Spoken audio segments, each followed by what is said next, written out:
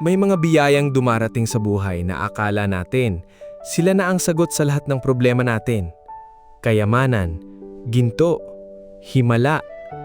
Pero paano kung ang bagay na nagbibigay sa iyo ng pag-asa ay siya ring pagmumulan ng inggit, takot at kapahamakan?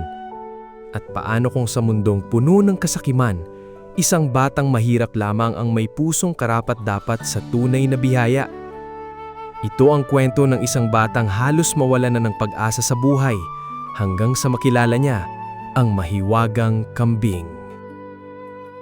Sa isang liblib na baryo sa paanan ng bundok, kung saan halos lahat ng tao ay namumuhay lamang gamit ang sipag at tiyaga, may isang batang araw-araw lumalaban sa hirap ng buhay. Ang pangalan niya ay Nilo. 12 anyos pa lamang siya, pero tila pasa na niya ang bigat ng mundo. Habang ang ibang bata ay abala sa paglalaro, siya naman ay maagang gumigising upang mag-igib ng tubig, magsibak ng kahoy, at maghanap ng paraan para may makain silang mag-ina. Ngunit hindi niya alam na isang simpleng kabutihan sa isang ordinaryong araw ang magdadala sa kanya sa isang misteryong magbabago sa kanyang buhay magpakailanman. At kasabay ng biyayang iyon ay ang mga pagsubok na halos sumira sa kanyang pagkatao. Maagang nagising si Nilo ng araw na iyon. Tahimik niyang narinig ang malakas na pag-ubo ng kanyang ina mula sa kabilang sulok ng kubo. "Inay!" Mabilis siyang bumangon. Naabutan niyang nakaupo si Aling Rosa habang hinihingal. "Okay lang ako," pilit nitong sabi. Pero halatang nanghihina ito. "Inay, wag muna kayong kikilos." Kumuha agad si Nilo ng tubig. Habang iniinom iyon ng kanyang ina, napansin niyang halos wala ng laman ang kanilang kusina. Isang pirasong kamote, kaunting asin, at lumang bigas na halos ubos na. Tahimik siyang napalunok. Hindi niya alam kung paano sila kakain mamaya.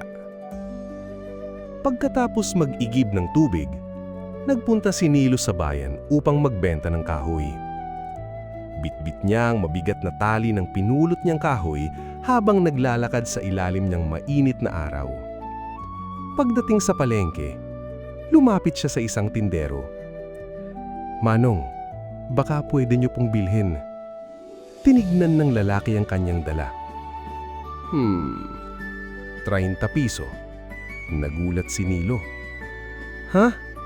Manong, ang bigat po niyan." Kung ayaw mo, umalis ka." Napayuko si Nilo. Alam niyang mas mahal ang halaga nun. Pero wala siyang choice. Kailangan nila ng pagkain. "Sige po." Pagkaabot ng pera, napansin niyang kulang pa. "Manong, kulang po yata." Biglang sumingaw ang tindero. "Ako pa ngayon sinungaling?" Napaatras si Nilo. Napantingin ng ibang tao sa kanya.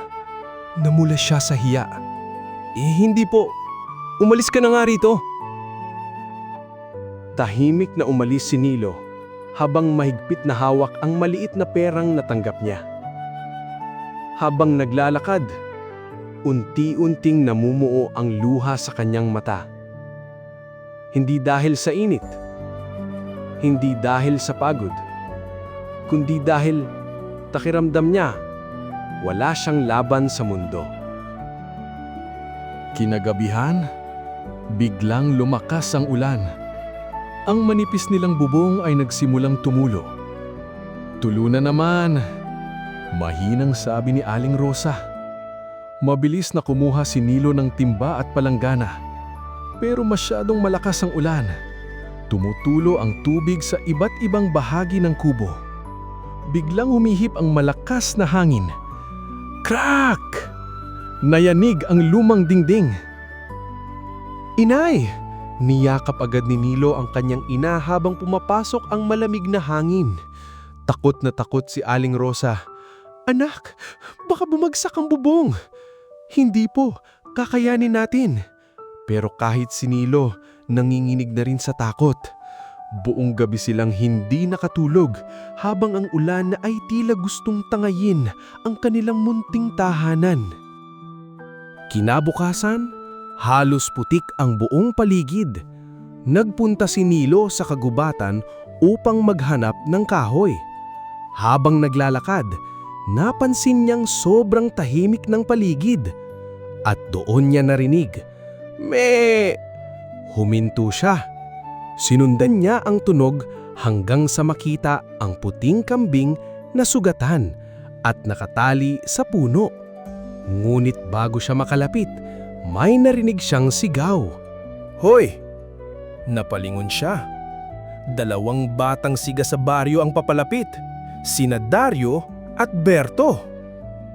"Ano ginagawa mo rito?" tanong ni Dario. "Titignan ko lang yung kambing." Biglang nagtawanan ang dalawa. "Hayaan mo na yan, baka malas yan. Kunin na lang natin, tapos ibenta." Kinabahan si Nilo. "Ayos lang ba kayo? Sugatan yan eh." "Tss, ang arte mo."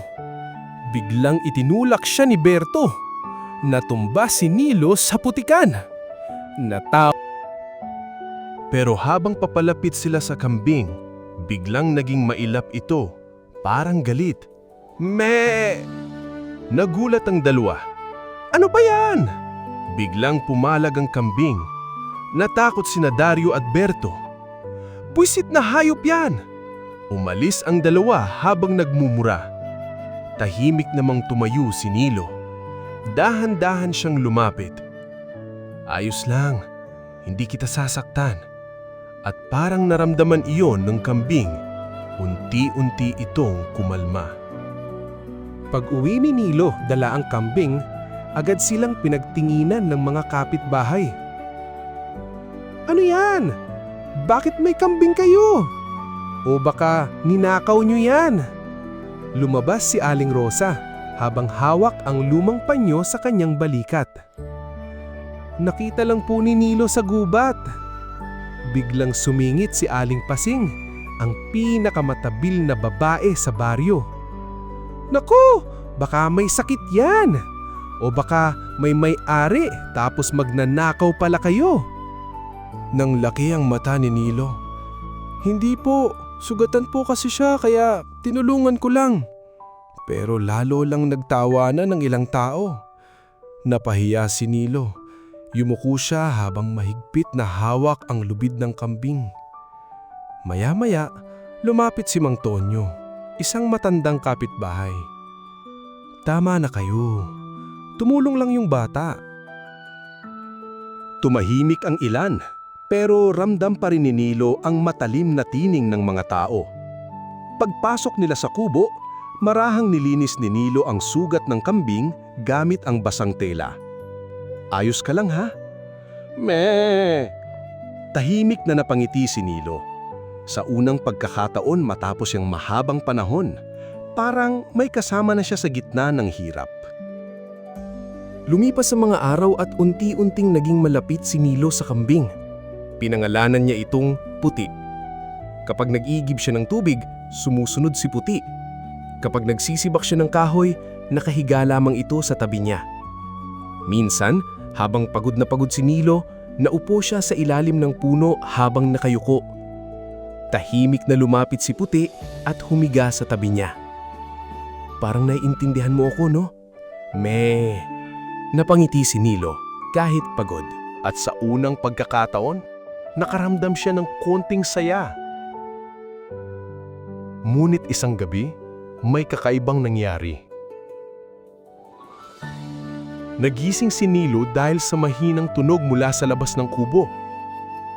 "Me!"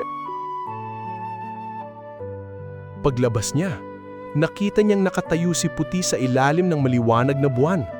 At sa ilalim nito, may isang bagay na kumikislap. Dahan-dahan niya itong pinulot. Nanlaki agad ang kanyang mata.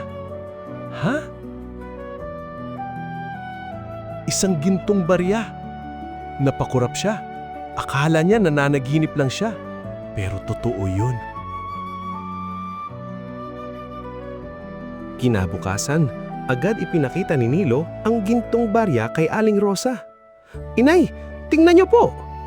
Kinuha iyon ng matanda. "Saan mo nakuha to?" "Nasa ilalim ni puti kagabi." Hindi agad naniwala si Aling Rosa. "Baka laruan lang yan, anak." "Hindi po talaga." Dahil sa pagdududa, nagpunta sila sa alahero sa bayan. Matagal iyong sinuri ng matanda bago siya nagsalita. Tunay na ginto ito. Nagulat silang dalawa. Halos hindi makapagsalita si Nilo.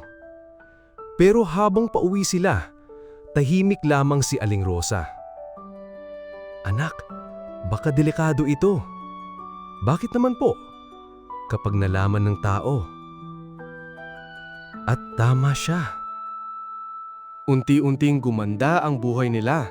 Nakabili sila ng pagkain, naipaayos ang bubong, nakabili ng gamot si Aling Rosa. Ang tunay na kayamanan ay hindi lamang nasusukat sa ginto, kundi sa kabutihang pusong marunong magmahal at tumulong kahit mahirap ang buhay.